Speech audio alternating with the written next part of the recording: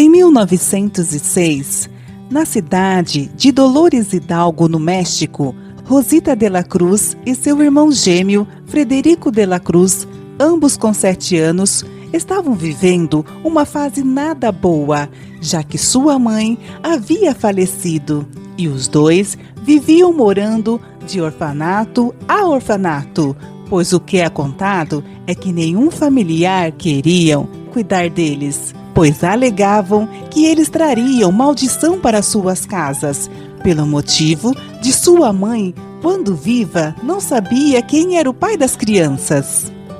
No orfanato, eles tinham tarefas como qualquer adulto. Arrumavam a cama, lavavam a louça, limpavam o chão e entre muitos outros afazeres. E à tarde, eles podiam brincar um pouco até que o sol fosse embora. Rosita amava muito seu irmão. Ela o protegia no orfanato, pois ele tinha problema na fala e não conseguia falar, mas Rosita o entendia muito bem. Às vezes, viam casais no orfanato para ver as crianças que eles gostariam de adotar. Rosita e seu irmão faziam de tudo para que fossem notados, mas parecia que ninguém os enxergava realmente e só se interessavam pelos outros. Talvez porque Rosita tinha que ser adotado junto com o seu irmão gêmeo. Era dessa forma que ela pensava. Rosita, antes de dormir, ela sempre ia até a janela e ficava olhando para as estrelas. E em seu pensamento, ela pedia que alguém muito bondoso viria e adotaria ela e seu irmão. Mas parecia que ninguém os notava mesmo. Dentro de poucas horas, seria o Dia de los Muertos, um dia de muita festividade e com muitas pessoas fantasiadas, regadas de muitas comidas e bebidas. A festa principal seria no cemitério e na praça, próximo ao orfanato. E Rosita não iria perder. Ela pegou 2 lençóis e fez 2 furos nos olhos, pois essa seria a fantasia dela e de seu irmão, e colocou embaixo do colchão até que chegasse a hora da festa. A música anunciava que a festividade havia começado. E então, assim que Rosita percebeu que todos estavam dormindo, tratou de acordar seu irmão e colocou o lençol nele. E em seguida, colocou em si mesma e foi para o jardim, onde ela havia deixado uma cadeira para que pulassem o muro. E assim, foram para a festa que começava no cemitério. Os corredores dos túmulos ficavam iluminados pelas chamas das velas. O lugar era fúnebre, mas era embalado por canções alegres.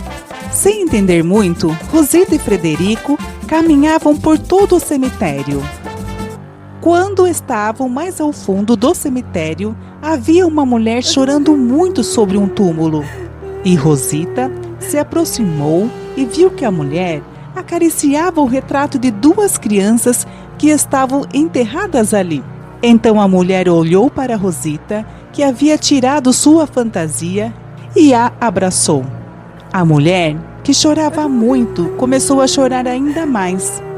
Nisso, começou a se aproximar pelo corredor algumas pessoas, e a mulher tratou de afastar Rosita e saiu às pressas dali. Rosita e Frederico foram atrás dela, que chorava pelos corredores, e ela estava agora com um véu por cima de seu rosto. Era muito difícil alcançá-la, pois o caminho era estreito por conta da festividade. Ela deixou o cemitério e seguiu para um lugar mais afastado da cidade, mas mesmo assim, as crianças continuaram a segui-la. E então, havia um pequeno rio, e a mulher tratou de agachar próximo a ele, e começou a chorar mais alto. Comovida, Rosita se aproximou da mulher e tocou em seu ombro. Ela olhou para Rosita e a abraçou. e chamou seu irmão Frederico para vir até ela também. E ele foi e abraçou-a. Depois ela tirou seu véu e eles olharam para ela, que ficaram assustados, pois ela estava ficando gelada e com uma aparência assustadora. Os dois gritaram e queriam sair daqueles braços o quanto antes. Mas já era tarde, ela agora os levava para dentro do rio e os afogavam sem ter nenhuma piedade. Por sorte, havia um casal em uma carroça passando por perto daquele rio e avistou as crianças sendo afogadas. E com a luz de sua vela, ele jogou sobre a mulher, que gritou e soltou as crianças. De imediato, ela saiu correndo e foi para a mata fechada. Rosita e Frederico estavam muito assustados, mal conseguiam ficar em pé. Assim que acalmaram, Rosita contou tudo para eles. Comovidos, eles o levaram para o orfanato no dia seguinte e tentaram conversar com a freira daquele lugar, mas ela não os atenderam. E então eles decidiram adotar os dois irmãos, sem seu consentimento. Felizes, Rosita e Frederico se abraçaram. No ano seguinte, era chegado o Dia de los Muertos e Rosita havia combinado com Frederico de irem na festa, porém, desta vez, com a supervisão de seus pais adotivos. Quando estavam no cemitério, Rosita saiu de perto de seus pais e foi com Frederico mais ao fundo do cemitério, onde havia a sepultura das crianças falecidas. Mas desta vez, a mulher chorona não estava.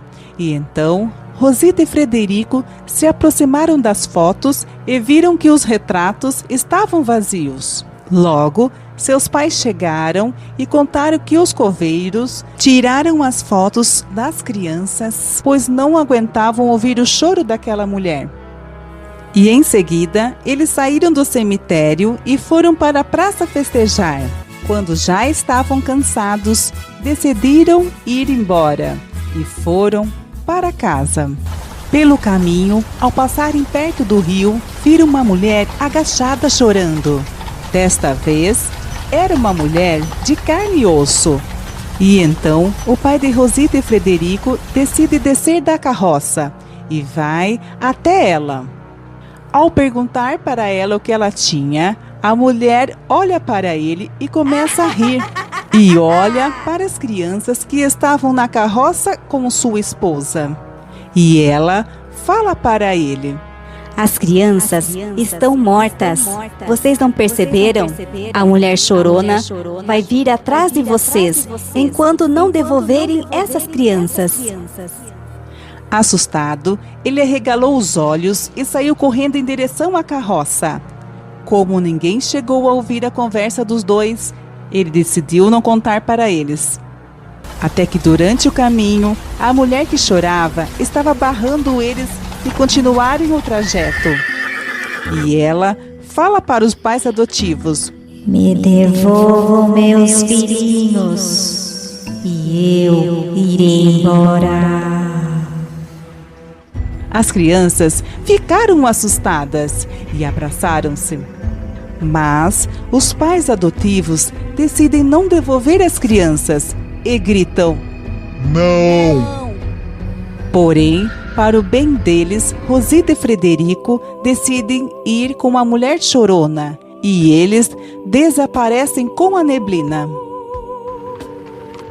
Os pais adotivos seguem caminho com a carroça e ele acaba contando tudo para sua esposa, que não ficou assustada nem um pouco, pois ela sabia que as crianças estavam mortas.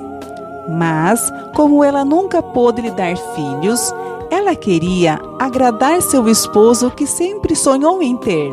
E por isso, ela decidiu sustentar algo que nunca existiu fisicamente, para aliviar o vazio que ela e ele sentiam. Mas escolheram as crianças erradas.